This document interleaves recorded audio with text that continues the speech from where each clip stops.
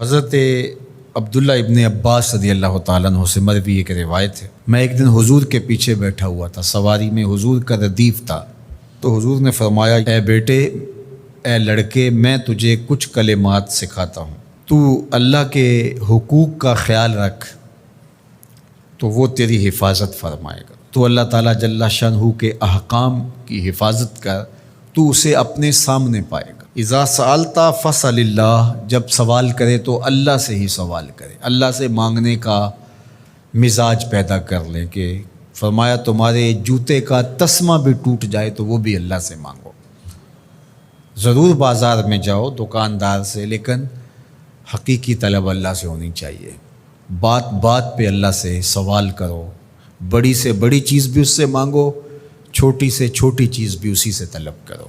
ہماری ساری ضرورتوں کا کفیل ہمارا رب، ہمارا مالک ہے۔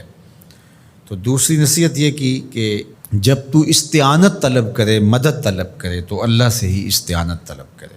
وعلم، اور جان کہ اگر ساری امت، سارے لوگ، پوری قوم جمع ہو کے تمہیں فائدہ پہنچانے کی کوشش میں لگ جائیں تو تمہیں وہی فائدہ پہنچا سکتے ہیں جو تیرے لیے تیرے رب نے لکھا ہے۔ اور فرمایا وَإِنِ اجْتَمَعُوا عَلَىٰ أَن يَضُرُّوكَ بِشَيْءٍ، اور اگر تمہیں نقصان پہنچانے کے درپے ہو جائیں، لَمْ يَضُرُّوكَ إِلَّا بِشَيْءٍ قَدْ كَتَبَهُ اللَّهُ عَلَيْكَ، تو تجھے صرف وہی نقصان پہنچا سکتے ہیں جو اللہ نے تیرے لیے لکھا ہے۔ سارا زمانہ بھی مخالف ہو جائے، تیرا کچھ نہیں بگاڑ سکتا۔ ہاں، تیرے مقدر میں اگر کوئی چیز، کوئی بگاڑ لکھا ہے تو وہ ہوگا، اس کا ذریعہ وہ بن جائیں گے۔ تو اس لیے پھر اسی سے مانگو، اسی سے طلب کرو۔ رفعت الاقلام وجفت الصحف، جو لکھنا تھا اللہ نے لکھ دیا، لکھنے کے بعد قلم اٹھا لیا گیا اور جن صحیفوں پہ لکھا تھا وہ خشک ہو گئے، اب کتابیں بند ہیں، تو اس لیے اس نے تیرے لیے جو لکھا ہے وہ ہو کے رہے گا، تو خام خواہ لوگوں سے ڈرنے کی ضرورت نہیں ہے، اور تیرا فائدہ، تیرا نقصان اسی کے دستے قدرت میں ہے، تو اسی سے طلب کر، اسی سے مانگ۔ اور فرمایا تو اللہ تعالیٰ جل شانہ کو رخاء میں، خوشحالی میں یاد کر، یعرف کا فی الشدہ، وہ تجھے مشکل میں پہچانے گا۔